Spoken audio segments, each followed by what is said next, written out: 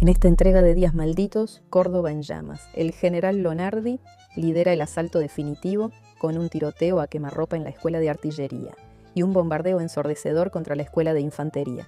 Persecución en el aire. El general Aramburu arriesga la vida despegando en un monomotor mientras la policía le balea el fusilaje en plena pista. Combate naval a muerte. Los aviones Gloster atacan las torpederas rebeldes en el Río de la Plata, destrozando las cubiertas e inundando las naves bajo una lluvia de proyectiles. En Córdoba, grupos de civiles armados sitian comisarías, toman radios y desatan un tenso cruce de insultos con el gobernador antes de quedar rodeados por la policía. La respuesta de Perón. El presidente y el ministro Lucero ordenan la represión inmediata, decretando el estado de sitio, el toque de queda y el despliegue masivo de tropas leales. Tercera parte. 14 días. Desde el 15 de septiembre al 2 de octubre de 1955. Jueves 15 de septiembre de 1955, día 98. Escuela de Aviación. El vicecomodoro Luis Emilio Bianchini llegó a la Escuela de Aviación luego de reunirse en un bar del centro de Córdoba con Lonardi. Los dos estaban vestidos de civil para evitar miradas indiscretas. Bianchini le confirmó a Lonardi que su unidad se uniría a la revolución. Por cuestiones de seguridad, Lonardi solo le aclaró que los generales Aramburu y Lagos comandarían regimientos que llegarían a Córdoba desde diferentes puntos del país.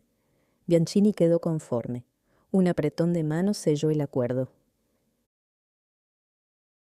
¿Qué garantías tenemos de que esta vez el ejército va a cumplir?, le preguntó el teniente Calvo a Bianchini cuando llegó al casino de oficiales de la escuela para informarles a sus camaradas de la charla. Los aviadores desconfiaban del ejército. «Van a cumplir», respondió Bianchini.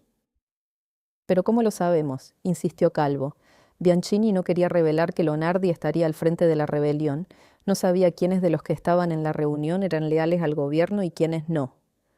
«No puedo dar más precisiones», dijo Bianchini. Calvo no se amilanó, quería certezas. El 16 de junio, Bengoa no cumplió con su palabra. Su unidad no salió a apoyar a los aviadores navales y aeronáuticos ni a la infantería, recordó. Hay dos razones para seguir adelante, Calvo. La primera es que cuando las tropas volvieron de los ejercicios de tiro, dejaron las piezas de artillería en el campo para ser utilizadas mañana. Y la segunda es porque yo se lo digo, teniente. Calvo miró el piso. Bianchini lo ponía contra la pared, meditó un instante y dio la única respuesta posible. Si usted confía en el ejército y nosotros confiamos en usted, no queda más nada para hablar, dijo. Casa de Rojas. Beba estaba de mal humor.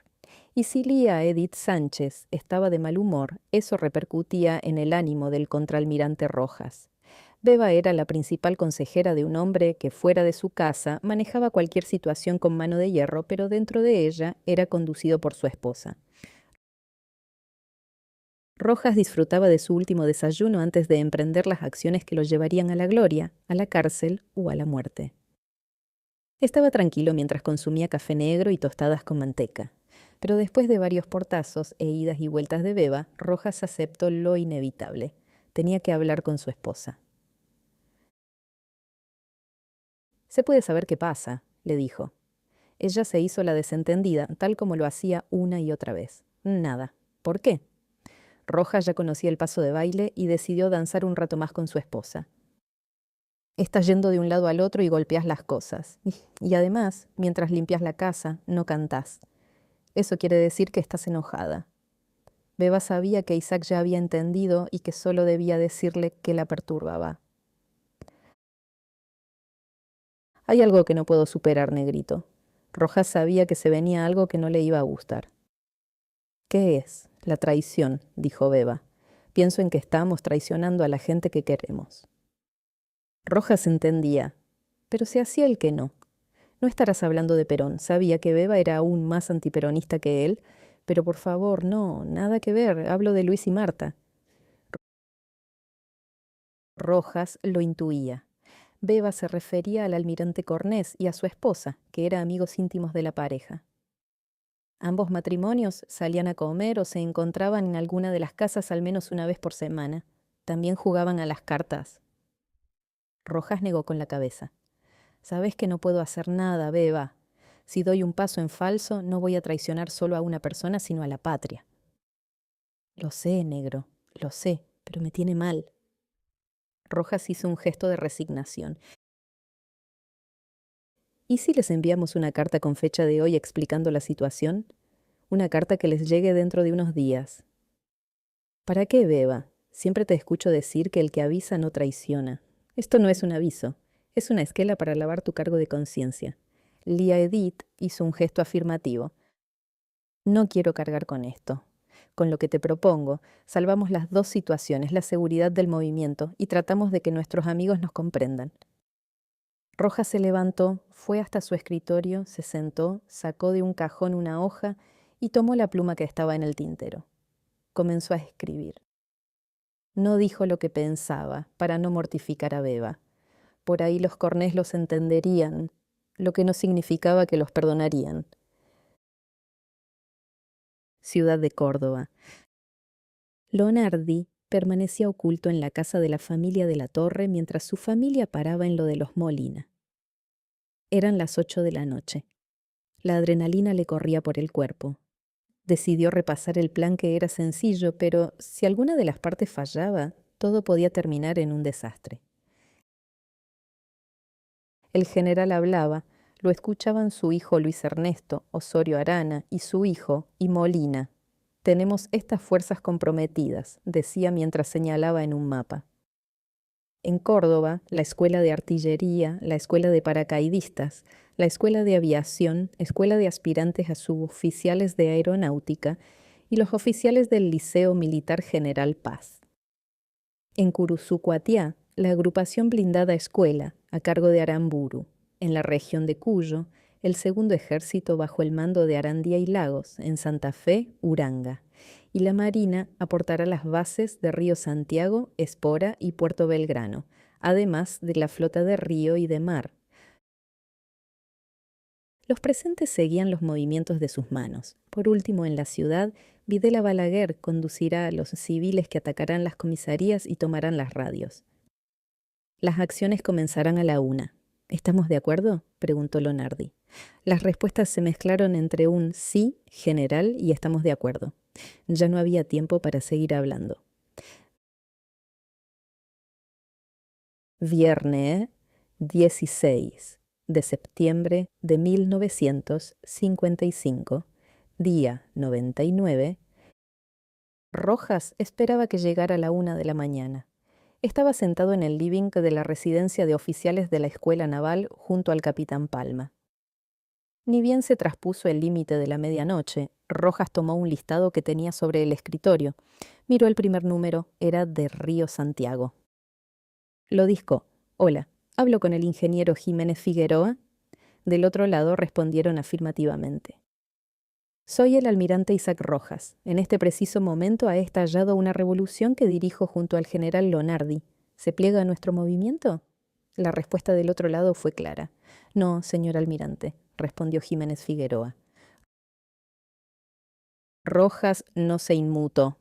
Si abre la puerta de su dormitorio, encontrará que hay un oficial que lo está aguardando para acompañarlo a una habitación acondicionada para que permanezca detenido. Apelamos a su sentido del honor para no generar situaciones que debamos lamentar. Del otro lado, Jiménez Figueroa sonó resignado.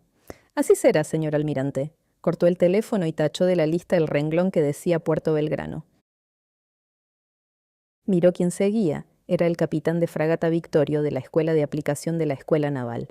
Ni bien lo atendió, Rojas le hizo la misma pregunta. Victorio reaccionó igual que Jiménez Figueroa. Y Rojas repitió lo del oficial que lo estaba esperando en la puerta para detenerlo. El tercero del listado era importante. Se trataba del capitán de navío Fernando Muro de Nadal, comandante en jefe de la flota de Río. Lo llamó. La respuesta de Muro de Nadal fue más amplia. No, señor almirante. Pero no es porque me falten ganas, sino porque mientras no tengamos al ejército de nuestro lado, seremos derrotados. Para ganar necesitamos que una parte del ejército nos acompañe. Un asistente de Rojas ingresó para anunciarle una visita. Rojas le hizo un gesto para que esperara, pero el asistente insistió. Rojas se excusó con Muro de Nadal. «Disculpe, capitán, deme unos segundos, me están interrumpiendo». Rojas le habló de mala forma a su asistente. «¿Se puede saber qué carajo pasa?» El guardiamarina temblaba como una hoja. «Acaba de ingresar a la escuela el general Juan José Uranga con sus 2 sobrinos y dice que quiere verlo». Uranga y Rojas habían sido amigos en la juventud, pero hacía años que no hablaban. «Dígale a Uranga que me espere hasta que termine de hablar por teléfono. Cuando corte, hágalo pasar». El asistente se retiró. «¿Escuchó lo que me acaban de decir, capitán?», dijo Rojas, ni bien retomó la conversación con Muro de Nadal. «Sí, señor, escuché», respondió Muro de Nadal. «Bueno, ahí tiene al ejército», le dijo Rojas. Del otro lado se hizo un largo silencio hasta que el capitán finalmente habló. «Me convenció, señor. Me pliego entonces a la revolución». Rojas no podía creer la suerte que había tenido. Ese paso de baile le pareció un buen augurio. «Bien, su misión será tener presta a la flota para el momento en que la necesitemos. En 2 horas, cuando estemos más organizados, recibirá órdenes más precisas. Buenas noches». Y cortó. Todavía le quedaban llamados por hacer, pero quería saber qué quería Uranga. Un general en la escuela era una carta que no podía perderse y que debía aprovechar. Escuela de Artillería. Lonardi se presentó en el dormitorio del coronel Juan Bautista Turconi. Había entrado en la escuela de artillería gracias a la gestión del capitán Ramón Molina, por un puesto de guardia colateral llamado Tambo Nuevo. Al general lo acompañaban su hijo Luis Ernesto, el coronel Osorio Arana y su hijo, y los civiles Pereira Sorraquín, Marcelo Gabastou e Iván Villamil. Molina era el hombre dentro de la escuela, por lo que sabía quiénes eran leales y quiénes se sumarían a la revolución. Mientras caminaban desde Tambo Nuevo hasta los dormitorios, Molina le propuso a Lonardi sacar de la cama a los indecisos y, pistola en mano, darles la oportunidad de sumarse o ir al calabozo. Lonardi estuvo de acuerdo, y ese procedimiento se usó por primera vez con el director de la escuela, el coronel Turconi. Llegaron a la puerta del dormitorio de Turconi y golpearon. «Parte para el coronel Turconi», gritó Molina. Turconi había sido alertado por el general Morello hacía unos minutos. Estaba con la guardia alta. «¿Qué pasa, Molina?», respondió sin abrir la puerta, que estaba con llave. «¿Tiene una llamada telefónica en la guardia, mi coronel?». «Miente», respondió. Lonardi tomó la palabra. «Vea, Turconi, soy el general Lonardi y estoy con el coronel Osorio Arana. Queremos hablar con usted». Turconi abrió la puerta y al ver a Lonardi se le tiró encima. El general llevaba una 45 en la mano y se le escapó un tiro. Todos quedaron paralizados. Turconi se agarró el costado de la cabeza, pero no cayó al piso. La sangre le corría entre los dedos. La bala le había hecho saltar el lóbulo de la oreja izquierda. «Pero, hombre, ¿cómo va a saltar así?», lo reprendió Lonardi. «Cuando lo vi armado pensé que me iba a matar, mi general», respondió Turconi. Se le ofreció sumarse al movimiento. No aceptó. Fue curado y encerrado en su dormitorio. Otros oficiales que tampoco aceptaron ser parte de la sublevación fueron confinados en el sótano del casino. Los artilleros ya estaban bajo las órdenes de Lonardi. Ahora había que sumar a la escuela de infantería y esperar que, tal como se lo habían prometido, se sumaran la escuela de aviación, la de suboficiales de aeronáutica y la superior aeronáutica. Escuela de infantería. Los artilleros habían dejado los morteros en el campo hacía un par de días, cuando regresaron de Pampa de Olaén. Las piezas se habían emplazado apuntando a la escuela de infantería, por lo que con solo caminar 500 metros se estaba en condiciones de atacar. A la 1:45, Lonardi subió a un tanque de agua para seguir las acciones desde lo alto con un par de prismáticos. Tomó el teléfono de campaña y ordenó lanzar la señal para que se abriera el fuego. La bengala roja cortó la oscuridad y segundos después el ruido era atronador. Los primeros bombardeos fueron contra la escuela de infantería. Estaban dirigidos a los dormitorios y al casino de oficiales. Sin embargo, los primeros daños fueron en el playón central y en los postes de luz, lo que dejó a la escuela a oscuras. El director, el coronel Brizuela, le ordenó a la tropa abandonar los edificios y la concentró en las caballerizas. La confusión era absoluta, ya había bajas. Entonces Brizuela se movió hasta la calera para reagruparse y montar un puesto de comando. Necesitaba recuperarse de la sorpresa, comunicarse con Buenos Aires y pensar una estrategia. Por el teléfono de campaña, le avisaron a Lonardi que los paracaidistas y las escuelas de suboficiales de aviación y la de aviación militar se sumaban al movimiento. La revolución comenzaba a tomar forma, por lo menos en Córdoba. Aeródromo de Gualeguay. A la madrugada un camión se arrimó a la pista del aeródromo de Gualeguay. Lo hizo despacio, con las luces apagadas. Venía de la ruta provincial 11 por un camino lateral. El camión lo manejaba el coronel Arias Duval. Se detuvo y varios hombres bajaron. Uno de ellos era el general Aramburu, que estaba acompañado por el coronel Señoranz y el subteniente Chaseng. Quienes esperaban en la pista se unieron a los recién llegados y todos abordaron un monomotor que los esperaba en la cabecera. Luego de un par de demoras por exceso de peso, el monomotor despegó en el momento en que llegaba la policía de Entre Ríos. Mientras el avión buscaba altura, los policías dispararon y dañaron el fuselaje. No hubo heridos. Cuando sobrevolaban el río Mocoretá, el coronel Señoranz explicó a los que volaban que el objetivo era tomar el comando del regimiento de Curuzucuatia. La señal de que todo estaba bajo las condiciones previstas. Sería una ambulancia estacionada junto a la pista de aterrizaje. Cuando llegaron 20 minutos después, comenzaron el descenso y la ambulancia no estaba. Luego de algunas discusiones, Aramburu tomó la determinación de aterrizar.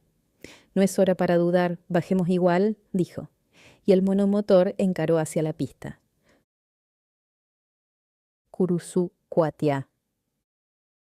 El mayor Juan José Montiel Forzano se había apoderado, después de la 1, del destacamento de exploración blindado y detuvo a los tenientes coroneles Fraser, Uncal y Carvajal y a los mayores Orsi, Nadal, Hogan, Rodríguez y Boda, además de a varios capitanes y tenientes.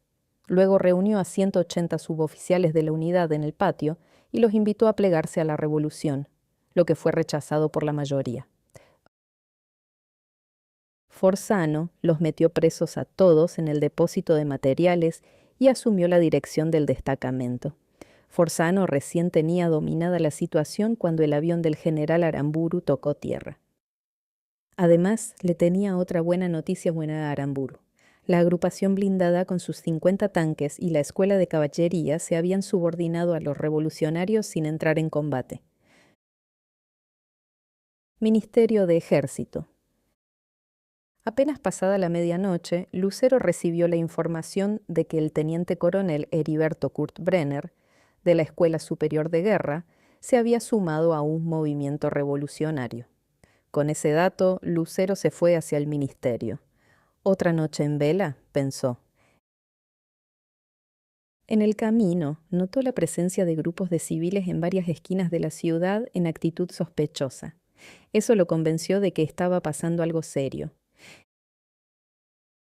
En cuanto llegó al ministerio, convocó al comandante en jefe del ejército, el general Molina, al jefe del Estado Mayor, el general Weert, al jefe de inteligencia, general Sánchez Toranzo, y a su equipo de trabajo. Mientras los jefes se sumaban a la reunión, Lucero llamó a la guarnición de Buenos Aires y luego al general Morello, quien estaba a cargo del regimiento 14 de infantería en Río Cuarto. A Morello lo despertó el teléfono. Ni bien atendió, Morello le dijo a Lucero: «No hay novedades, señor ministro». Lucero le respondió: «Compruebe si efectivamente no hay novedades, Morello.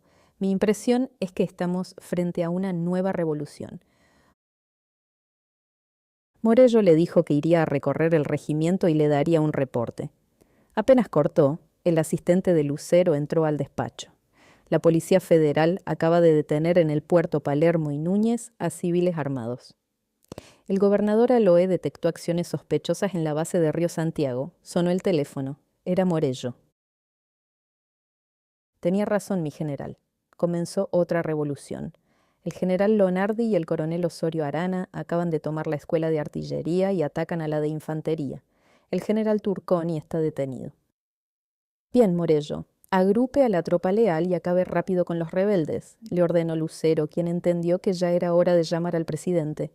Miró la hora. Eran las 2:30 de la mañana. Escuela de Infantería.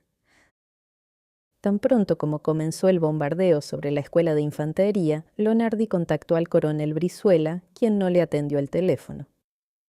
Para Lonardi era importante dominar a los infantes porque consideraba que más allá de los 2000 efectivos que reportaban a Brizuela, era un golpe simbólico. Si la escuela de infantería se sumaba a la sublevación, otros regimientos aceptarían formar parte. Cerca de las 3, las fuerzas de Lonardi ocuparon las instalaciones de la escuela, pero no era un triunfo significativo porque en realidad se trataba de un lugar vacío. Brizuela había reagrupado a su gente en La Calera y otros puntos y todavía presentaba combate. Los tiroteos y bombardeos siguieron durante la noche hasta que a las 10:45 Brizuela ordenó un ataque masivo y 2 compañías se lanzaron a fondo. Fueron rechazadas por el fuego de las ametralladoras y de una batería de 75 milímetros. 15 minutos después, Lonardi, todavía apostado en el tanque de agua, vio que un jeep se desprendía de las filas enemigas con una bandera blanca. Brizuela había enviado a parlamentar al coronel Piñeiro, el subdirector de la Escuela de Infantería. Lonardi ordenó el alto del fuego. Cuando Lonardi y Piñeiro estuvieron cara a cara, el general pidió negociar directamente con Brizuela, quien fue notificado. Pocos minutos después se encontraron. Lonardi le explicó a Brizuela los objetivos de la revolución. Reflexione, coronel. No tiene sentido enfrentarnos. La escuela de infantería ya cumplió con su deber. Esta revolución es diferente a las anteriores. En caso de ganar, buscaremos la unión de los argentinos y solo se juzgará a los delincuentes. Brizuela lo escuchaba en silencio. No quería más muertes. Mire, mi general, dijo finalmente, en homenaje a la vida de mis hombres daré por terminada la lucha. Que Dios lo ilumine. Lamento que nos hayamos matado entre hermanos. De ahora en más ya no soy más el director de la escuela de infantería. No voy a atacar a mis camaradas, pero tampoco voy a volver la boca de mi arma en contra del gobierno constitucional. Por eso me declaro prisionero. Lonardi trató de convencerlo para que se sumara a la revolución, pero no lo consiguió. Por su negativa, me veo obligado a detenerlo. Brizuela asintió. Reunió a su gente y le informó de su decisión. La mayoría de sus hombres entregaron las armas. Muy pocos fueron los que se pasaron a las filas de la revolución. Ciudad de Córdoba. Videla Balaguer instaló su cuartel general en la casa del ex juez de Río Cuarto, Tristán Castellano, en La Valleja, 1479. Cerca de la medianoche, varios grupos de civiles convergieron armados a esa dirección. Esperaban las órdenes de Lonardi para movilizarse hacia los objetivos. En la última reunión habían acordado que se iban a mantener inactivos hasta las 2, pero ya eran las 6 y no había noticias de Lonardi, por lo que Videla Balaguer decidió comunicarse con la escuela de artillería. Como no tuvo éxito, llamó a San Luis y a Río Cuarto para informarle a esos regimientos que había estallado otro movimiento revolucionario, lo que no hizo otra cosa que poner bajo aviso a 2 instalaciones que todavía eran leales a Perón. No contento con los errores cometidos, Videla siguió acumulando fallidos. Como seguía incomunicado, a las 9:30 llamó al gobernador de Córdoba, Raúl Lucini, para intimarlo a rendirse. Señor gobernador, habla el general Videla Balaguer. Usted está frente a una revolución. Lo intimo a rendirse en un plazo de 3 horas. Caso contrario, lo responsabilizo por las consecuencias. Lucini no se anduvo con vueltas. ¿Qué me estás diciendo, petizo de mierda?, le gritó. Cuando te ponga una mano encima te hago fusilar. Videla Balaguer se mantuvo firme. Los insultos no me alcanzan. He salido a defender el honor nacional y por eso el fusilado será usted. Cortaron. El gobernador envió a la policía a la casa de Castellano y a los pocos minutos Videla estaba rodeado. Solo le quedaba resistir. Lucero recibía noticias minuto a minuto. No podía creer que, como habían anunciado Cook y Jauretche, el levantamiento había comenzado en Córdoba. No les creyó porque él mismo había estado en esa provincia hacía un par de días. ¿Tan mal había evaluado el estado de ánimo de las fuerzas? Ya tenía confirmado que en Córdoba se habían sublevado las escuelas de artillería y la base aérea militar. Había caído la escuela de infantería y el 4º batallón de comunicaciones se mantenía leal. En el noroeste había rebeldes en Curuzú-Cuatiá y otros cuarteles poco relevantes. Las bases de Río Santiago y Puerto Belgrano también estaban en pie de guerra, lo mismo que la escuela naval. En esa zona solo quedaba leal el Regimiento V de Infantería de Bahía Blanca. Perón llegó al ministerio apenas pasadas las 5 y tomó las primeras decisiones, las que hizo que quedaran plasmadas por escrito. 1. El comandante en jefe de las Fuerzas Armadas de la Nación reprimirá el levantamiento para asegurar al pueblo el respeto que se merece. 2. Se declara el estado de sitio en todo el país. 3.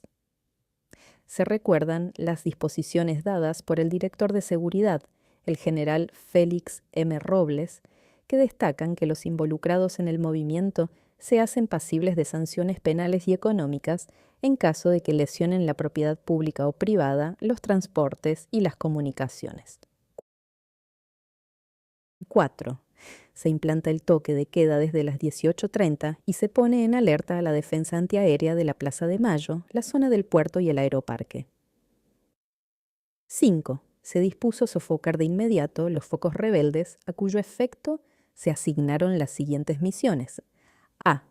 El general Heraclio Ferrazzano debe buscar la rendición incondicional de los insurrectos de la base naval de Río Santiago con efectivos de la Segunda División de Ejército y el apoyo de la aviación. B. El general José Sosa Molina debe buscar la rendición incondicional de los rebeldes de Córdoba con efectivos de la 4ª División y de la 3ª División a las órdenes del general Iñiguez, de la 5ª División a las órdenes del general Moschini, y la agrupación de montaña, Cuyo, a las órdenes del general Raviolo. C. El general Carlos Salinas debe buscar la rendición incondicional del foco rebelde de Curuzú-Cuatiá con la 4ª y 2ª División de Caballería y la 7ª División de Ejército al mando de los generales Llorello, Lubinarias y Font. D. Los generales Molinuevo y Boucherie deben buscar la rendición incondicional de las bases de Puerto Belgrano y Espora con la 3ª División de Caballería, la 6ª de Montaña y la agrupación motorizada. Río de la Plata. Eran las 8 cuando 2 torpederas de la flota de los ríos, la Cervantes y la Rioja, abandonaron la escuela naval para salir al Río de la Plata. La orden había sido dada por el jefe de la Marina Revolucionaria, el contraalmirante Rojas. El objetivo era evitar bloquear el movimiento en el río, lo que en principio parecía una tarea sencilla. Las naves llegaron hasta Punta Indio y allí pusieron proa hacia la costa uruguaya para tomar distancia de la Argentina. El gran temor de los capitanes era un ataque aéreo. Ministerio de Aeronáutica. El mando de aeronáutica lo ejercía el brigadier San Martín, quien convocó a una reunión urgente. Mientras San Martín comenzaba la ronda de consultas, el brigadier Juan Fabri abordaba un DC-3 hacia la base de Mourón. Fabri había escuchado la versión que decía que sus pilotos se iban a mantener al margen del conflicto y no estaba dispuesto a permitirlo. Ministerio de Ejército. El capitán de fragata, Hugo Crexel, caminaba por los pasillos del ministerio sin saber para qué había sido llamado. Cuando ingresó a la oficina, el almirante Cornés le dijo que lo acompañara hasta una oficina contigua. Allí estaba el presidente Perón. Este capitán, mi general, es el piloto naval que se mantuvo fiel al gobierno el 16 de junio. y hoy está al mando del Comando de Aviación Naval. Crexel, sorprendido, se cuadró ante Perón. Notó que el presidente estaba preocupado. «Necesito que limpie de rebeldes el Río de la Plata», le dijo Perón. Crexel asintió sin emitir sonido. Cornés le aclaró a Perón que Crexel no tenía aviones de combate listos para salir a reprimir, porque la aviación naval había sido desarmada. Perón pidió un teléfono y llamó a San Martín, que estaba en el Ministerio de Aeronáutica. Cuando lo atendió le dijo: «Necesito que lleve a un marino a la base de Morón y que le dé lo que necesite». San Martín, al otro lado de la línea, le dijo que así se haría. Escuela Naval. Desde las primeras horas del día, y cuando las noticias empezaron a correr como un reguero de pólvora, una gran cantidad de oficiales y civiles se arrimó a Río Santiago y a la Escuela Naval para sumarse a los rebeldes. La defensa de Río Santiago quedó a cargo del capitán de corbeta Schliemann, y la de la Escuela Naval se le encomendó al general Uranga, que había llegado a la madrugada junto a otra gente y se había puesto a las órdenes de Rojas. Uranga estaba destinado a Santa Fe, pero a último momento le habían informado que el regimiento que iba a comandar era leal a Perón y había decidido moverse hasta la Escuela Naval para sumarse desde ese lugar a la revolución. Los cadetes de la escuela recibieron el armamento disponible y fueron divididos en pelotones que se distribuyeron por las islas para organizar los piquetes defensivos. La principal preocupación de Uranga era que había pocas armas. Por eso le sugirió a Rojas que pidiera la asistencia de los buques que estaban en Río Santiago. Rojas tomó la sugerencia y le ordenó a los patrulleros King y Murature que se ubicaran frente a la escuela para defenderla con sus cañones en caso de ataque terrestre o aéreo. Base de Morón. San Martín llegó al mismo tiempo que Cornés y Crexel al aeroparque y juntos partieron rumbo a Morón. A los pocos minutos bajaban en la brigada, salvo el brigadier San Martín, quien permanecía en su asiento. Crexel regresó al avión. «¿No piensa bajar, brigadier?», le preguntó Crexel. «No, regreso al ministerio. No soy bien recibido en la brigada. Dígale a Fabri que venga a verme así, le doy sus órdenes». Crexel se presentó con el brigadier Fabri y le dijo que San Martín quería hablar con él en el avión. Hacia allí fue Fabri. Minutos después reapareció contrariado. No podía entender cómo él, un brigadier, iba a recibir órdenes de un capitán de la Marina. Le parecía un disparate, por más que esa línea llegara directamente desde la presidencia. Crexel organizó un vuelo de reconocimiento para familiarizarse con la situación y partió en un de Havilland al comando de un alférez y con él mismo como navegante. A la media hora ya habían detectado barcos rebeldes cerca de la costa de Colonia, por lo que emprendieron el regreso a Morón. Ni bien bajó del de Havilland, le informó a Fabri lo que había visto y juntos dispusieron de una escuadrilla de 4 Gloster para hostigar a la flota de Río. Río de la Plata. Las torpederas rebeldes Cervantes y La Rioja bloqueaban el tránsito por el Río de la Plata. La tripulación estaba en alerta pero tranquila. De repente la calma trocó en excitación cuando, a las 9:18, desde La Rioja, se detectó a la escuadrilla de Glosters. «4 aviones a proa», gritó el vigía. El capitán Peralta, el segundo a bordo, oteaba el horizonte con sus prismáticos, pero no identificaba a los aviones. El cadete Mañón fue quien lo orientó. «Avanzan desde las destilerías de Dock Sud, señor», le gritó. Peralta reenfocó y los distinguió. «Carguen los cañones», ordenó. «Que nadie dispare hasta que dé la orden», gritó. Y vio cómo los Gloster se formaba en B. «¿Nos van a atacar, señor?», le dijo Mañón al capitán Palomeque. Y La Rioja abrió fuego cuando los Gloster ametrallaron la cubierta. Palomeque le gritó al oficial de comunicaciones que le informase a Rojas que había comenzado el combate. Los Glosters se alejaron luego de esa primera pasada. «¿Averías o heridos?», les preguntó a sus oficiales. La respuesta lo tranquilizó. Sin novedad. 2 minutos después llegó la segunda ola. 2 Glosters dispararon sus cañones contra la cubierta. Este ataque causó daños severos y mató a Magnon. La torpedera tenía 6 orificios de 20 milímetros bajo la línea de flotación, por lo que el agua la inundaba. Palomeque miró hacia las Cervantes. También salía humo de su cubierta. Ambas torpederas parecían fuera de combate. Lucero le sugirió al gobernador de Buenos Aires, el mayor Carlos Aloé, que abandonara la casa de gobierno por su seguridad. Le dijo que se mudara a la jefatura de policía, porque allí había 700 efectivos para defenderlo. La idea era correcta, porque Eva Perón estaba desprotegida. El Regimiento Séptimo de Infantería y el Batallón Segundo de Comunicaciones habían sido desplazados hacía 2 días hacia Magdalena, a 70 kilómetros, para hacer maniobras, por lo que tardarían un tiempo en regresar. Lucero dispuso el regreso de ambas unidades hacia Eva Perón y la concurrencia de los regimientos Sexto de Infantería de Mercedes y del Primero de Artillería de Junín. El ministro de Ejército sabía que había que defender a la capital de la provincia de Buenos Aires por 2 razones. Primero, por una cuestión estratégica, y segundo, porque el dominio de Eva Perón tenía un contenido simbólico que podía hacer que más unidades se sumaran a las pocas que estaban del lado de los rebeldes. Lucero no quería correr riesgos. Escuela Naval. Tanto Uranga como Rojas comprendían la necesidad de bloquear el tránsito en el Río de la Plata y de apoderarse de Eva Perón. Esta misión se la encomendaron al teniente Busser, pero antes de proceder, Uranga salió con un jeep a inspeccionar el área. Enseguida comprobó que era imposible avanzar por los retenes que había instalado el gobierno.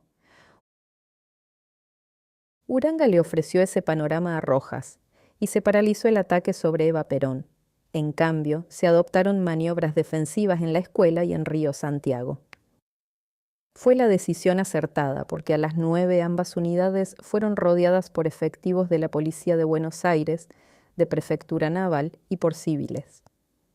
Todo empeoró para los defensores cuando llegó el Regimiento Séptimo de Infantería, con 450 hombres. Ante el poderío de los leales, los rebeldes abandonaron Río Santiago y retrocedieron hasta la escuela naval. La situación de la escuela era desesperada.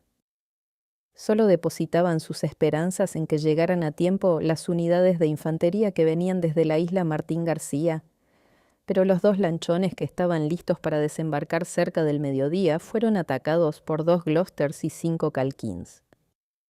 El ataque destrozó los motores de los lanchones y los obligó a atracar cerca de un destacamento de prefectura para luego dispersarse por los pantanos con el objetivo de llegar por tierra a la escuela naval, lo que era una tarea imposible. Uranga y Rojas estaban solos, la ayuda jamás iba a llegar. Ministerio de Ejército. El coronel Ernesto Sánchez Reinafé, jefe de la unidad de Curuzú-Cuatiá, estaba en Buenos Aires cuando estalló la revolución.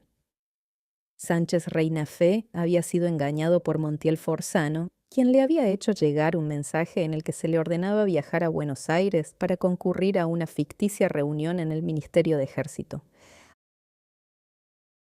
A las 10 de la mañana, Sánchez Reinafé llegó al ministerio y allí le informaron que su guarnición se había sublevado. Lucero le ordenó regresar de inmediato. A los 25 minutos, en un bimotor, partía desde Aeroparque rumbo a Corrientes y 1 hora después sobrevolaba Curuzú, Cuatiá. Bahía Blanca. El capitán de navío Jorge Perren tomó el control de las bases Belgrano y Espora, respaldado por personal civil. Ni bien Perren consolidó su posición en Puerto Belgrano, se puso en contacto con el regimiento de infantería, al mando del teniente coronel Amadeo Ángel Albrizzi. Perren le ofreció a Albrizzi sumarse a la revolución, pero el teniente coronel nunca respondió. Perren pensó que necesitaba ampliar el radio de control hacia Bahía Blanca y envió al capitán de corbeta Castellanos para dominar la ciudad. A las 16, Castellanos controlaba los accesos a la ciudad, por lo que cuando caía la tarde, Perren le informó a Rojas que Bahía Blanca y Punta Alta estaban bajo control revolucionario a excepción del regimiento de infantería. Río de la Plata. El tercer ataque de los Gloucester sobre la flota de Río fue demoledor. Eran las 11 cuando la torpedera La Rioja recibió otra andanada feroz de metralla, aunque seguía operable. En otra de las pasadas, la Cervantes sufrió daños que la dejaron fuera de combate. El capitán Palomeque le sugirió a las Cervantes alejarse del área en dirección a la desembocadura del río, fuera del alcance de los aviones. El capitán Navy, al mando de esa torpedera, estuvo de acuerdo.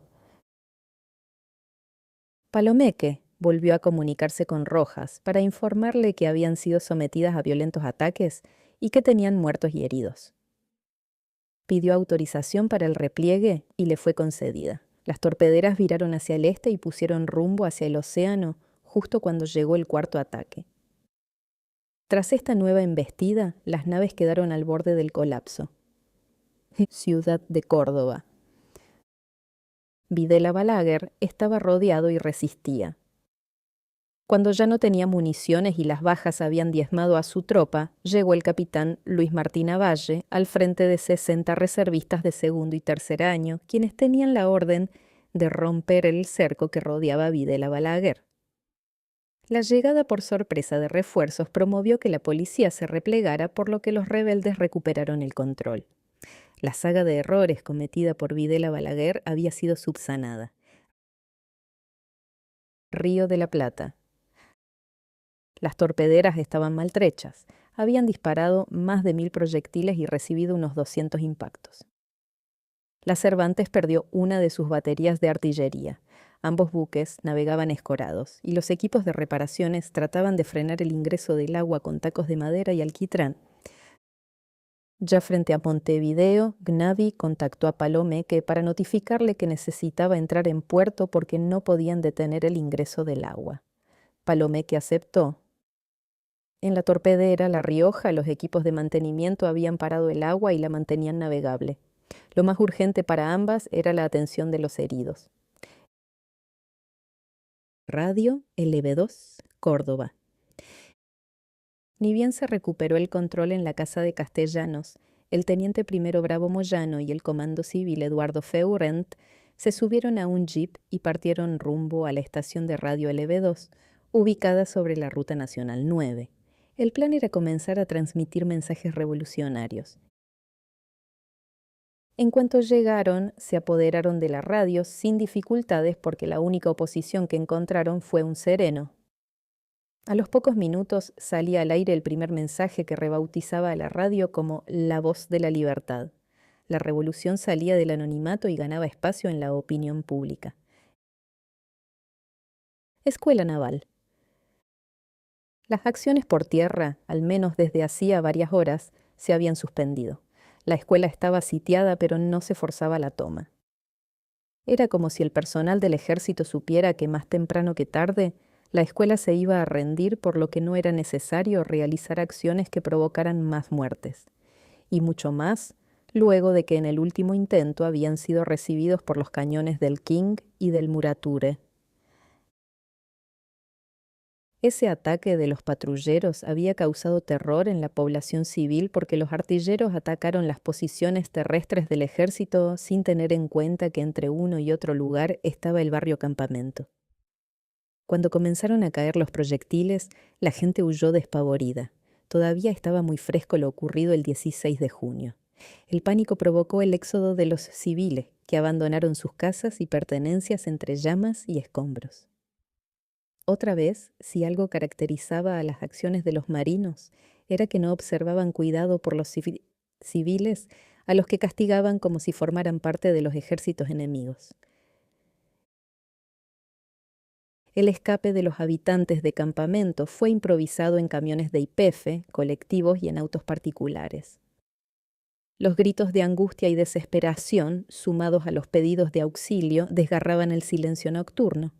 Los evacuados fueron alojados en la estación de tren Eva Perón, en las canchas de estudiantes y gimnasia, en el hotel provincial, en las delegaciones sindicales y en galpones y dependencias de la UES.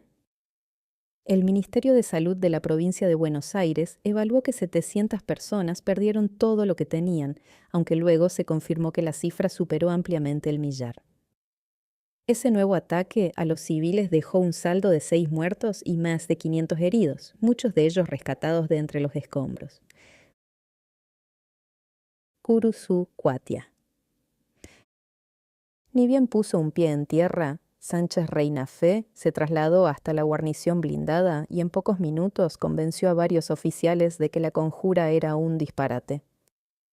Apenas pasado el mediodía, el regimiento de blindados ya estaba otra vez en manos de los leales y los 180 oficiales detenidos fueron liberados. La noticia del cambio de mano llegó hasta la ciudad, en donde estaban reunidos los mandos rebeldes. Montiel Forzano decidió recuperar la unidad y partió rumbo a la guarnición. A esta altura, ni Bengoa ni Aramburu habían tomado aún el control de las fuerzas rebeldes. Bengoa porque ni siquiera había viajado y Aramburu porque no se decidía a salir del lugar en donde estaba escondido.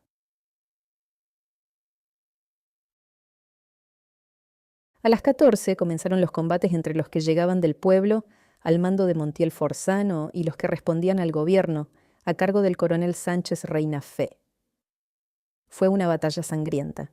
A la hora, la gran cantidad de bajas obligó a ambas partes a replegarse para retirar muertos y heridos y reevaluar la situación. No volverían a chocar. Ambos bandos, luego de parlamentar, decidieron mantenerse neutrales. Montiel Forzano, en desacuerdo con esta determinación, huyó junto a un grupo reducido de oficiales para ponerse bajo el mando de Aramburu. El resto de sus camaradas habían entendido que el costo había sido altísimo. Ciudad de Córdoba. Videla Balaguer fue hasta la escuela de artillería para dialogar con Lonardi y le propuso apoderarse de Córdoba. Lonardi aprobó la idea. Pasadas las 17 se organizó una sección con elementos del ejército, de aeronáutica y civiles al mando de Videla Balaguer. Media hora después, esta brigada llegó a la Plaza San Martín, frente al Cabildo, en donde instalaron ametralladoras en cada uno de sus extremos, 2 a la izquierda y 3 a la derecha, un mortero y un cañón de 7,5 milímetros. Todas las miras apuntaban hacia el centro de operaciones del gobernador. Videla Balaguer tomó un megáfono. Exigimos la rendición inmediata de las fuerzas apostadas en el Cabildo, así como la renuncia del gobernador, dijo. La respuesta fue inmediata. Desde el Cabildo y algunos edificios adyacentes se desató una violenta balacera que obligó a Videla Balaguer y a sus tropas a guarecerse. Ya repuesto de la sorpresa, Videla Balaguer ordenó que se abriera fuego con las ametralladoras y con la artillería. El tiroteo era intensísimo, de uno y de otro lado. La diferencia la marcaba el poder de la artillería, aunque la policía y los civiles apostados en el Cabildo resistían. A la media hora, Videla volvió a reclamar la rendición, y esta vez obtuvo una respuesta positiva. Algunos policías comenzaron a asomarse agitando sus pañuelos para que no les dispararan más. Un rato después, el Cabildo era ocupado por los rebeldes. Pero la situación deparaba una sorpresa desagradable para Videla Balaguer. El gobernador Lucini se había escapado. Videla Balaguer se puso furioso. «Ya te voy a agarrar de las pelotas, hijo de puta». Y le ordenó a su gente que rumbearan hacia la casa de gobierno y hacia la sede de la CGT con el único objetivo de detener al gobernador. Su obsesión era fusilarlo. Montevideo. El remolcador uruguayo, Capela y Pons le lanzó amarras a La Rioja. Ya había hecho lo mismo ayudando a las Cervantes a ingresar al puerto. El comandante del remolcador contactó a Palomeque, quien le informó que solo necesitaba transferir a los muertos y heridos. La operación se hizo ágilmente. Cuando el último herido subió al Capela y Pons, un temporal comenzó a agitar las aguas, y minutos después la torpedera argentina retornaba a su lugar de combate. Curuzu-Cuatiá. Cerca de las 18, el comando leal se reorganizaba.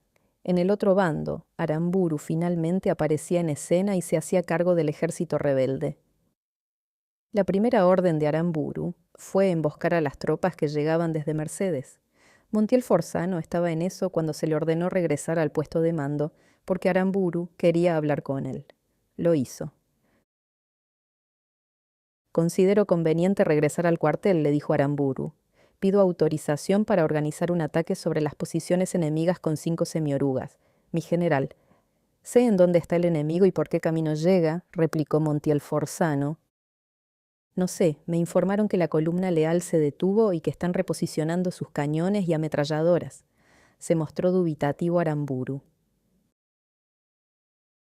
Es posible, pero con nuestros soldados los podemos dispersar, insistió Montiel. De acuerdo, proceda, dijo luego de unos segundos. Montiel Forzano partió y al llegar al teatro de operaciones y montar la emboscada, otro oficial le ordenó que fuera otra vez a ver a Aramburu. Montiel Forzano, furioso, regresó al comando. Se ha resuelto suspender el ataque, le dijo Aramburu. Montiel Forzano intentó una protesta. Aramburu le dijo que era una decisión tomada. Montiel Forzano, que era todo un cruzado antiperonista, se mordió los labios para no insultar a su superior. Bahía Blanca. A las 19, el coronel Albrizzi comprendió que los rebeldes los superaban en efectivos y armamento y que solo podría vencerlos si les llegaban los refuerzos desde Azul y Olavarría. Albrizzi no sabía que los revolucionarios se habían apoderado de las claves de comunicaciones y que conocían sus movimientos. Por eso, ante la mínima sospecha de que les llegaran refuerzos, el capitán Rial atacó al regimiento quinto de infantería. Antes de hacerlo, le dijo a Albrizzi que tenía 2 minutos para rendirse. Luego de algunos cabildeos sobre si era necesario bombardear o no, Rial recordó la frase de Lonardi de atacar con brutalidad y se mantuvo firme. Basta de demoras, tírenle con todo. Y 6 North American decolaron para cumplir su misión, ni bien lanzaron los primeros proyectiles, desde tierra se respondió con fuego de ametralladoras. El regimiento quinto, de ahí en más, fue atacado sucesivamente. Albrizzi nunca dejó de defenderse y mucho menos se rindió. Montevideo. La Cervantes era remolcada por el Capella y Pons hacia Montevideo. Estaba fuera de combate. Los argentinos que bajaron del destructor fueron alojados en barracones en la zona portuaria. Allí recibieron la visita de personalidades uruguayas, entre ellas la de la Matilde Ibáñez Tálice, la esposa del expresidente del Uruguay hasta 1951, Luis Batlle. Matilde era argentina y, por supuesto, profundamente antiperonista. Ciudad de Córdoba. El local de la CGT no esperaba un ataque, por lo que fue desalojado fácilmente por los rebeldes. La Casa de Gobierno ofreció más resistencia, pero cuando empezó a recibir el fuego de artillería, sus ocupantes se rindieron. Videla Balaguer instaló su puesto de comando en la Casa de Gobierno. Reforzó las defensas con artillería y francotiradores apostados en las ventanas. Poco después se enteró de que tropas leales avanzaban y dispuso que se instalaran 2 cañones en los balcones para detenerlas. Con Córdoba bajo su control, Videla Balaguer convirtió a la ciudad en un arsenal. Organizó piquetes en puentes, edificios públicos y azoteas. Rojas y Uranga evaluaban la situación. Todo pintaba mal. No tenían efectivos ni armas para enfrentar a las fuerzas del general Ferrazano. Sabían que la escuela iba a ser tomada, y si la escuela caía y Rojas era detenido, se acababa todo. Es necesario evacuar, dijo Rojas y miró su reloj. Eran las 20:30. No nos vamos a ir, dijo el capitán Luis García. Mis hombres están dispuestos a pelear hasta la muerte. Rojas lo calmó. Nadie dice dejar de combatir. Evacuamos para ponernos en ventaja táctica desde el río. En tierra estamos perdidos. García bajó los decibeles y Rojas les explicó sus planes a los oficiales. Escuela de Artillería. Luego de tomar la escuela de infantería, Lonardi organizó medidas defensivas porque su premisa, tal como se lo habían propuesto antes de comenzar la revolución, era resistir al menos 48 horas. Esa era la llave del éxito. Lo mismo se hizo en el Regimiento de Tropas Aerotransportadas. Esta última era vital para impedir que fuerzas leales llegaran desde Altagracia, ya que sus instalaciones eran el paso obligado para las columnas que llegaban desde Río Cuarto. Lonardi reforzó la primera línea con cañones de alta potencia y con piezas más livianas. Contaba con efectivos militares y civiles que habían llegado desde la ciudad, todos armados con fusiles. Las tropas leales esperaron que bajara el sol para iniciar la ofensiva. A las 22, los infantes leales batieron las posiciones defensivas con morteros. Lonardi respondió. El ida y vuelta continuó hasta las 23:30, cuando los leales detuvieron el ataque, al ser informados que el general Morello llegaría a Lamagüey a la madrugada desde Río Cuarto. No era necesario forzar la máquina. La escuela de artillería iba a caer irremediablemente. Aramburu controló la furia de Montiel Forzano y cerca de las 22:45 retrocedió hasta el destacamento de exploración. Contra su posición avanzaban el grupo de artillería y el batallón de zapadores. Una vez instalado en el nuevo puesto, y luego de una rápida evaluación sacó una cruel conclusión. Todo terminó. Quedan en libertad de acción, dijo. Quien desee dirigirse a Córdoba puede hacerlo, y les pidió que bajaran esa orden al resto de la tropa. Ni bien dio esa directiva, Aramburu escapó hacia Paso de los Libres en un jeep junto al teniente coronel Ayala y a los capitanes Claudio Mas y José Eduardo Montes. El coronel Señoranz se dirigió hacia el aeródromo, junto al piloto Méndez y los tenientes Hernández Otaño y Castelli. Pensaban ir a Córdoba, pero fueron interceptados y huyeron hacia el campo. El coronel Arias Duval permaneció en el puesto de mando y se rindió ante el mayor Nadal, que era su amigo. Nadal no solo no lo arrestó, sino que lo ayudó a escapar. Arias Duval se escondió en un rancho cercano a la ruta y 2 días después abordó un tren hacia Córdoba. Montiel Forzano también intentó viajar a Córdoba, pero cuando llegó al arroyo Santa Lucía fue detenido. La batalla de Curuzú, Cuatiá, había terminado. Los leales a Perón dominaban la situación. Cerca de la medianoche, el coronel Sánchez Reinafé recuperaba el mando. Aramburu había entregado su posición sin disparar un solo tiro. Bahía Blanca. Cuando la situación se tornaba complicada para el Regimiento V de Infantería, Albrizzi recibió noticias de que la ayuda estaba en camino. Se trataba de la Tercera División de Caballería, del Regimiento II de Artillería, el Destacamento de Comunicaciones III, el Regimiento III de Infantería Motorizado, el Destacamento de Zapadores III, el Regimiento I de Caballería de Azul y Regimiento II de Tandil. Solo debía resistir hasta que llegaran los refuerzos, lo que no iba a ser una tarea sencilla. Los rebeldes fueron informados de que Curuzú-Cuatiá había caído, Río Santiago estaba en vías de caer y que los destructores La Rioja y Cervantes habían sido averiados. Estas noticias impulsaron a Rial a apurar sus planes y a las 21:30 lanzó una ofensiva por aire y por tierra con 2 bombarderos Catalina y tropas que intentaron ingresar en la unidad. Pero Albrizzi resistió y los rebeldes fueron rechazados una y otra vez hasta pasadas las 23. La orden que el general Lucero le había dado a Albrizzi era clara: peleen hasta la muerte. Rendirse a la Marina no es una opción aceptable, y Albrizzi y sus hombres estaban dispuestos a cumplirlas. Ministerio de Marina. Cerca de las 21, el capitán Crexel partió desde Morón rumbo al Ministerio de Marina para presentar su informe al almirante Cornés. A las 21:40 ya estaba en la oficina de Cornés. En la reunión también estaban el presidente Perón, el brigadier San Martín, el general Lucero y el general Weert, jefe del ejército. Estamos en buena posición, pero todavía no estamos consolidados, explicó Crexel. ¿Cuál es el principal problema? Que no tenemos certeza de quiénes surcan los cielos. Nos topamos con naves que no sabemos si son amigas o enemigas. Lucero intervino. Ya cayó Curuzú-Cuatiá y está por ser retomada Bahía Blanca. Tenemos rodeadas a la escuela naval, las bases Espora, Río Santiago y Puerto Belgrano. Solo queda Córdoba y numerosas tropas llegan a la ciudad para dominarla. Mañana tendremos controlada la situación, dijo Lucero. Todavía hay cambios de bando que me preocupan, se mostró cauto San Martín y respaldó a Crexel. Varios aviadores se han pasado a los rebeldes. ¿Es un número significativo?, preguntó Perón. Crexel tomó la posta.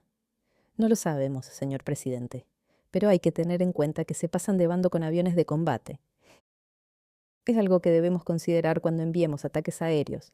Hay que garantizar que sean efectivos leales 100%, sugirió Lucero. Por las características del conflicto es muy complejo, mi general. Abrió el paraguas Crexel, por no decir imposible. Bien, hagamos lo que podamos. ¿Eso cambia mi evaluación? ¿Hay alguna sospecha de que el conflicto pueda sostenerse en el tiempo?, preguntó inquieto Lucero. No por ahora, mi general, dijo Crexel. Bien, Crexel, proceda como le parezca mejor, le dijo Perón sin saber que esa ficha que movía le jugaría en contra en pocas horas. El presidente miró a Cornés. ¿Y qué me dice de Rojas? ¿Se confirmó que está con los rebeldes? Cornés asintió. Rata inmunda, dijo Lucero. Si hasta hace una semana era el más peronista de todos. Hay que estar atentos a los movimientos de la flota de mar. Es lo único que me preocupa, dijo Perón. Cornés también estaba preocupado por ese tema. Sabía de lo que Rojas era capaz. Era su amigo, un amigo que lo había defraudado. Escuela Naval. A las 21:30 comenzó la evacuación de la escuela. Rojas, antes de irse, redactó una nota para el general Ferrazzano y la dejó sobre su escritorio. Señor general don Heraclio Ferrazzano, usted ocupará mañana esta escuela naval. Sus edificios e instalaciones constituyen un patrimonio común de los argentinos. Abrigo la esperanza de que en esta ocasión no se repitan los hechos bochornosos que ocurrieron cuando las fuerzas del ejército ocuparon el 16 de junio pasado el Ministerio de Marina, el que fue saqueado como botín de guerra, no distinguiéndose entre los bienes del Estado y los bienes públicos privados. Salúdalo, contraalmirante Isaac Francisco Rojas. Cerca de las 22:30, el Muraytur terminó de embarcar a la tropa. El King no podía navegar. Rojas fue el último en embarcar. Cuando estuvo lista, la nave encaró hacia el Río de la Plata. Lo hizo en silencio de radio, con las luces apagadas y apuntando sus cañones hacia las posiciones enemigas. Rojas bajó a su camarote y se recostó. Se quedó dormido al instante. Hacía 2 días que no pegaba un ojo. Ministerio de Ejército, Lucero y Perón quedaron a solas. Quiero que me diga cómo están las cosas de verdad, Lucero, y que no escatimes en decirme si hay dificultades. Quiero saber en dónde estamos parados. Lucero había sido sincero en la reunión que habían tenido hacía minutos. Estaba agotado, pero igual se armó de paciencia para repasar con Perón el desarrollo de represión. La base de Río Santiago estaba desprotegida porque el Regimiento Séptimo de Infantería se fue a hacer ejercicios a Magdalena. Ni bien Aloé se enteró de la insurrección, se trasladó a la jefatura policial y desde ahí coordina los ataques con los coroneles Ugolini y de la Huerta. ¿Cómo protegieron Eva Perón si el Regimiento Séptimo estaba en Magdalena?, preguntó Perón ante la sorpresa de Lucero, quien no estaba al tanto de que el presidente tuviera tan claro ese problema. Pusimos en marcha el plan Conintes y el gobernador dispuso de 600 hombres de la Guardia de Seguridad y de la Policía, todos muy bien equipados con armas cortas y automáticas. Con esa tropa, Ferrazzano avanzó hacia Berisso y Ensenada y defendió la ciudad para evitar que avanzaran los insurrectos. Ya por la tarde, cerca de las 16, los regimientos sexto y séptimo de Infantería y segundo de Artillería de Azul estaban bajo el mando de Ferrazzano, quien envió a los 600 hombres de regreso a Eva Perón para que se pusieran a las órdenes de la Huerta. ¿Y cuál es la situación global ahora? Tenemos los focos controlados salvo Córdoba.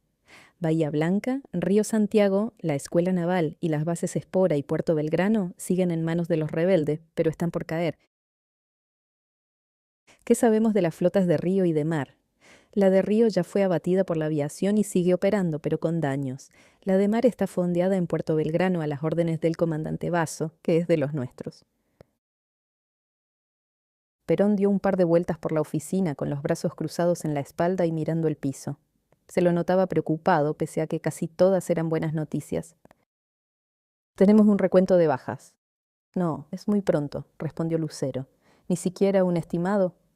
No, mi general. ¿No sabemos si son 10, 100 o 1000? No, mi general.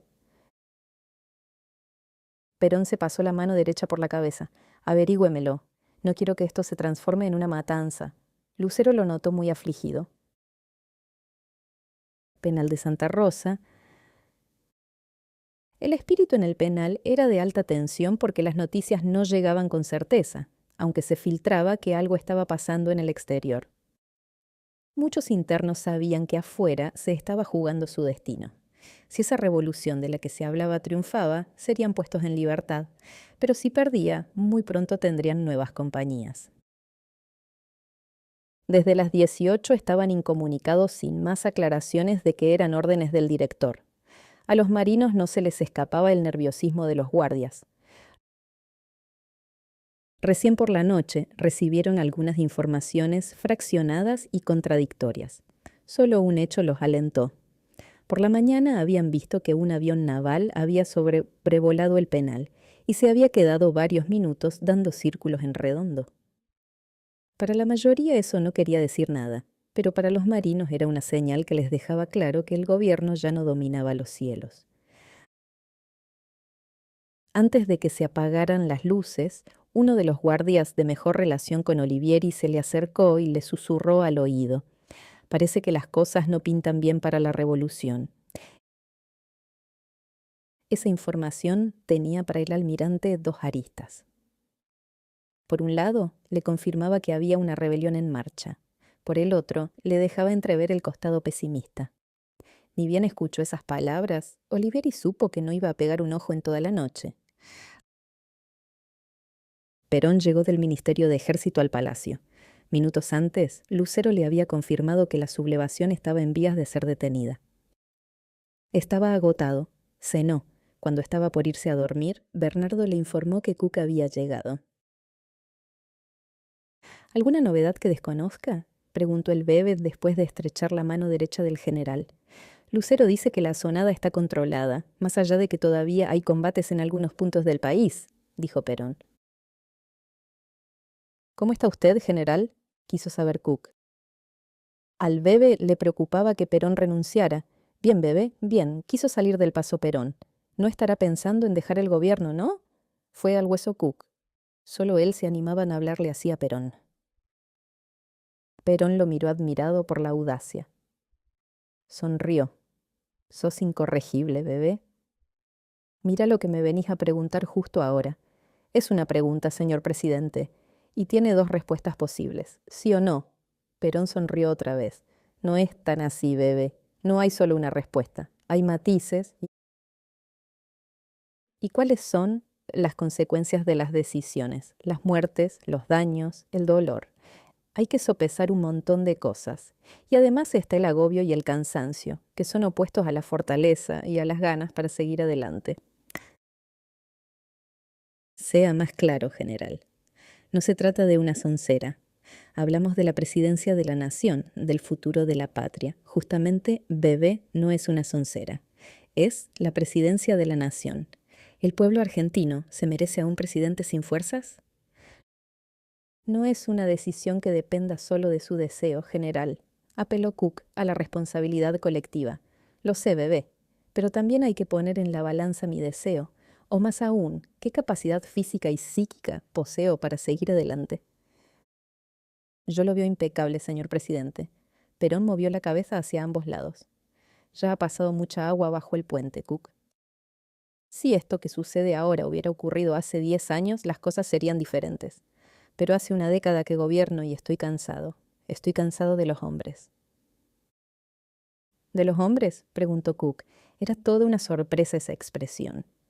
Sí, bebé, de los hombres, porque muchos de los que me rodean son débiles, unos flojos. Hace muchos años que entendí que en la política no se puede actuar solamente con hombres buenos, porque quedarían unos pocos. La mayoría son malos y mentirosos, por eso uno termina sintiendo asco. No hay hombre capaz de resistir, eso me está pasando y le pasaría a cualquiera que estuviera en mi lugar. Cuca hizo silencio. El razonamiento no podía ser refutado. De hecho, él mismo pensaba lo mismo de muchos compañeros. Igual, algo debía argumentar, porque Cook estaba convencido de que Perón no podía ni debía renunciar. Quedan 3 años, general. Perón sonrió. No puedo pensar en 3 años más de esta vida miserable. Cook ya estaba al borde del colapso. Perón se dio cuenta, rió con una carcajada. Quédate tranquilo, bebé. Por ahí vaya a renunciar en el futuro, pero no lo voy a hacer ahora en medio de esta situación, le dijo solo para tranquilizarlo. Cook respiró aliviado. Pero igual tenés que saber algunas cosas, continuó Perón, porque tu misión es entender las complejidades. Esta revolución no la están haciendo solo 4 gatos locos que me odian. Esto es más grande. A estos tipos los sostienen los ingleses que en 11 años tenían exportaciones por 30 millones de dólares y este año llevan apenas 1 millón. Argentina era una colonia de Inglaterra y para emanciparnos debimos echarlos. Nos independizamos en 1816 de España y hace 9 años nosotros hicimos una segunda independencia para liberarnos del Reino Unido. Cook escuchaba. Los jefes de la Marina están comprados por los ingleses y son su instrumento para llevar a cabo la dominación. Fíjate quién dirige esta revolución. Es Rojas, que hasta hace una semana era peronista. Vos lo conocés muy bien de cuando eras embajador en Brasil, bebé. Él era tu agregado naval, ¿te acordás? El Rojas que dirige el movimiento es el mismo Rojas que estuvo conmigo en Brasil, el mismo, el que te daba clases de peronismo. Es un traidor, una persona que estuvo emboscada durante años. Pero su cambio no es gratis. Yo sé que le pagaron. Le dieron mucho dinero, como decía Napoleón. Todos los hombres tienen un precio, solo es cuestión de encontrarlo. Pues bien, el de Rojas lo encontraron.